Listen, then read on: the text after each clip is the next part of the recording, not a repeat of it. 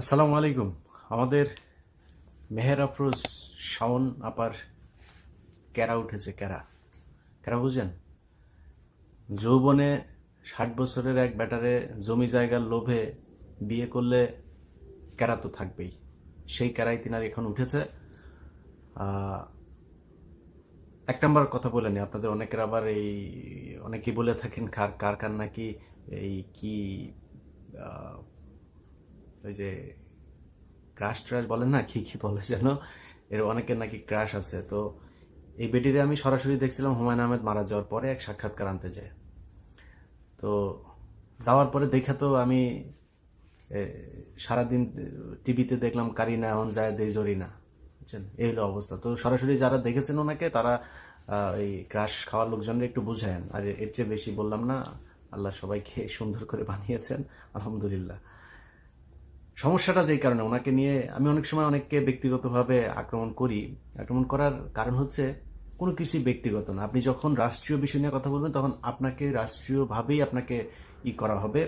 ওইটার সবকিছুর জবাব দেওয়ার জন্য আপনার কথা। অনেক মানুষ আছে না যে তার ব্যক্তিগত জীবন কি ওইটা নিয়ে কথা বলে। আরে একটা ব্যক্তিগত জীবন তুই ওই যে নিজামি, তারা বলা হয়েছে কোন এক জায়গায় হরিণ দিয়া কোন মেয়ে মানুষ দিয়া টিয়া তারপরে কিচ্ছা কাহিনী সাজানো হয়েছে না, সাইদিকে নিয়ে সাজানো হয়েছে না, মুজাহিদকে নিয়ে সবাই কিন্তু সাজানো হয়েছে এইভাবে। সবার সাথেই নারীকে ঢুকিয়ে দেওয়া হয়েছে। মিথ্যা কথা বলে তাদেরকে সাজানো হয়েছে। সত্য কথা বলতে সমস্যা কোথায়? আপনার ব্যক্তিগত বলে কোনো কিছু নাই। আপনি যখন কোনো সাধারণ বিষয় নিয়ে কথা বলবেন যেটা পাবলিক বিষয়, ওইটার বলতে গেলে আপনাকে পাবলিকলি ট্রান্সপারেন্ট থাকতে হবে। নিজে ট্রান্সপারেন্ট না হয়ে এত পকপকানি করার কিছু নাই। ওনার সব শেষ একটা পোস্ট নিয়ে আপনাদেরকে কথা বলার জন্য আসি। গত কয়েকদিন ধরে উনি খুবই উত্তেজিত, ক্যারা খুব বেশি উঠেছে। তো সরাসরি যাওয়ার পরে দেখার পরে তো আর কেউ কেউ ক্যারা ক্যারা মজাইতে পারে না। ওই সোশ্যাল মিডিয়ার ছবিটা দেখায় একটু ক্যারা মজায় আর কি। তো যখন উনি পোস্ট করেছেন, আমি যখন এই ভিডিওটা বানাচ্ছি তখন বাংলাদেশ সময় রাত 4টা, এই রাত 12টা বাজে। তো এই যে পোস্ট করেছেন, পোস্ট করার পরে তিনি সেখানে রাসেলের রাসেলের প্রতি তার একটু দরদ উঠেছে। রাসেলের 60তম আপনার জন্মদিনে উনি খুব আবেগঘন এক করেছেন। তো 60 বছরের মানুষের প্রতি কিন্তু আবার শাওন আবার একটা আলাদা ধরনের একটা আকর্ষণ আছে, এটা আপনারা জানেন সবাই। হ্যাঁ, তো সেই আকর্ষণটা যদিও জানি না আসল আকর্ষণ নাকি জমি জায়গার জন্য আকর্ষণ, সেটা বলা মুশকিল। আমার মনে হয় জমি জায়গার জন্য আকর্ষণ। কারণ হুমায়ুন আহমেদ যখন মারা যাওয়ার সময় শাওন আপা মাজার ভাইয়ের সাথে যায় হোটেলে ছিলেন। হ্যাঁ, নিউ ইয়র্কে এসে হোটেলে ছিলেন মাজার ভাইয়ের সাথে উনি। আর ওই ভদ্রলোক অসহায়ের মতো শেষ দিনগুলো পার করেছেন। তো আমার ধারণা হুমায়ুন আহমেদের জীবনের যে পাপ ছিল সেই পাপের প্রায়শ্চিত্ত হয়েছে এই বদমাইশ মহিলাকে দিয়ে। শেষ বয়সে এসে উনি মিডিয়ার সামনে দেখিয়েছেন নানান ধরনের কান্নাকাটি করে, তারপরে অভিনয় তো পারেন, অভিনয় করে দেখিয়েছেন যে হুমায়ুন আহমেদের প্রতি তার বিশাল ভালোবাসা। তারপর অনেকে মনে করতে পারেন যে হুমায়ুন আহমেদের পরে উনি এখনো বিয়ে করেন নাই, তাহলে বোধহয় আসলেই ভালোবাসেন। আরে বেটা, বিয়ে করবে কে? যে বিয়ে করলে তো সামনে যায় দেখবে, দেখলেই তো বুঝবে যে কারিনা না জরিনা। বিয়ে তো কেউ করে না, এই কারণে উনি বিয়ে করেন। আপনারা মনে করেন না ভালোবাসার থেকে বিয়ে করেন। যারা খায় মাগনা খায়। মাগনা খাইতে তো ধরেন দেখতে কেমন হইলো এটা সমস্যা না, এইভাবেই খাচ্ছেন ওনাকে। আর টাকা পয়সা কিছু আছে, সুগার মাম্মি হয়ে এখন এখন তো সুগার নানি হওয়ার বয়স হয়ে গেছে। তো এই সুগার নানি এখন ধরেন করে এই প্লাপার নিয়ে টিয়া টাকা পয়সা দিয়ে হয়তো পয়সা তো কামিয়েছেন হুমায়ুন আহমেদ, সব তো দখল করেছেন অর্ধেক অর্ধেক ভাগ নিয়ে।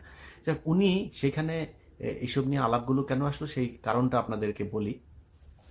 তার সেই ফেসবুকের পোস্টে গোলাম সারোয়ার অনিক নামে এক ভাই একটা কমেন্ট করেছেন। কমেন্টে তিনি লিখেছেন যে সাদে হেলিকপ্টার থেকে গুলি খাওয়া রিয়ার ব্যাপারেও আপনার এমন পোস্ট চাই। অর্থাৎ ওই ভদ্রলোক যেটা বুঝাতে চেয়েছেন যে তিনি এই যে রাসেলের যে আবেগ ঘন এই শাওনের নিচতলা আপনার ভিজে যাওয়ার যেই পোস্ট তিনি করেছেন, সেই পোস্ট অনুযায়ী যেই আবেগ দেখিয়েছেন, ওই রিয়ার ব্যাপারেও তিনি সেই আবেগটা দেখাতেছে। অর্থাৎ রিয়া নামে যে ছোট্ট বাচ্চাটাকে র্যাব গুলি করে মেরেছে সেটা নিয়ে। সেখানে শাওন সাথে সাথে সেটা রিপ্লাই দিয়েছেন যে বলেছেন যে এখানে আপনার চাওয়া পূরণ করার দায়িত্ব নিয়ে আমি বসে নাই। আপনি অপরিচিত একজন হয়ে অন্যের পোস্টে এসে পকর পকর করা বন্ধ করে দেন, ধন্যবাদ। তো আপনি তো নিজের পাবলিক ফিগার মনে করেন, আপনি পাবলিক ফিগার, আপনি একজন সেলিব্রিটি। আপনার মতো সেলিব্রিটি হুমায়ুন আহমেদের কাছে নিচতলা ভাড়া দিয়ে তারপরে এক সেলিব্রিটি হয়েছেন। আপনার মতো সেলিব্রিটিরা আর কোথাও কেউ জায়গা দেয় না। আপনার মতো এরকম একজন বিখ্যাত সেলিব্রিটি যখন পোস্ট করবেন, পাবলিক তো আইসা তারপরে আপনাকে কমেন্ট করবে, তাই না? আমাদের পোস্টে কমেন্ট করে না, কমেন্ট করলে আপনাকে হয় জবাব দিতে হবে, না আপনি তারে বকা দেন, যেটা দেন সেটা দেন, কোনো সমস্যা নেই। আপনি বললেন যে এখানে এসে করার আপনি কে, মানে ওনাকে আপনি উনি পোস্টে পকর পকর করা বন্ধ করেন। পকর পকর করা বন্ধ করবে মানে কি? কিসের জন্য পকর পকর? আপনি পোস্ট করেছেন, পোস্টের জবাব দিবে না? সেটাই দিয়েছে। যাই হোক, এই হচ্ছে গিয়ে তার পোস্টে। এরপরে তিনি বলেছেন, উইসেল আবার কিছু কথা বলেছেন, সেটার আবার তিনি জবাব দিচ্ছেন। এই জবাবের মাঝখানে মজার বিষয় হলো,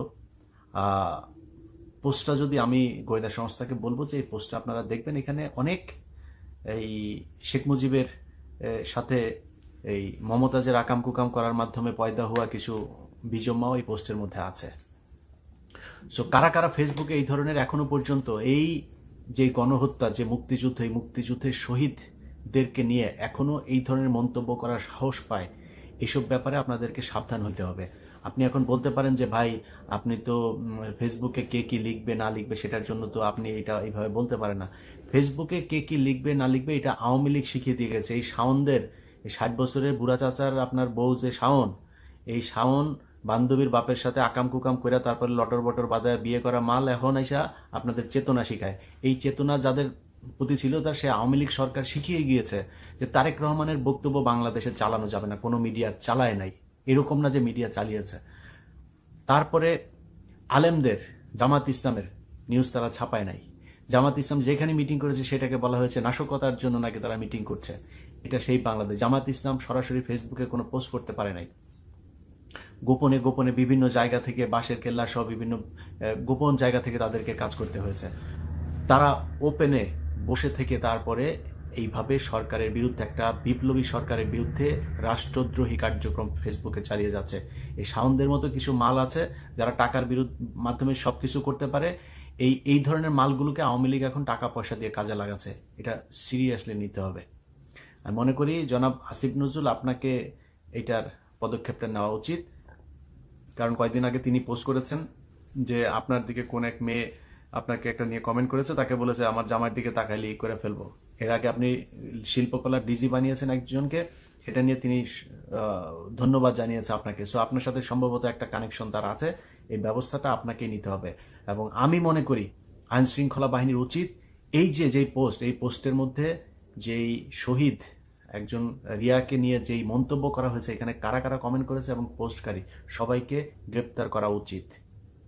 আমার মনে হয় বাংলাদেশের মানুষ যারা একটা বিপ্লবের মধ্য দিয়ে যাচ্ছেন, তাদের সবাইকে যার যার জায়গা থেকে, শুধু পুলিশ না, যার যার জায়গা থেকে, সেটা হইতে পারে কালকে জামাত, শিবির, বিএনপি, তারপরে ছাত্ররা আছে না, তারা ওনার বাসায় গিয়ে একটু দেখা করে আসতে পারেন। আল্লাহ হাফেজ।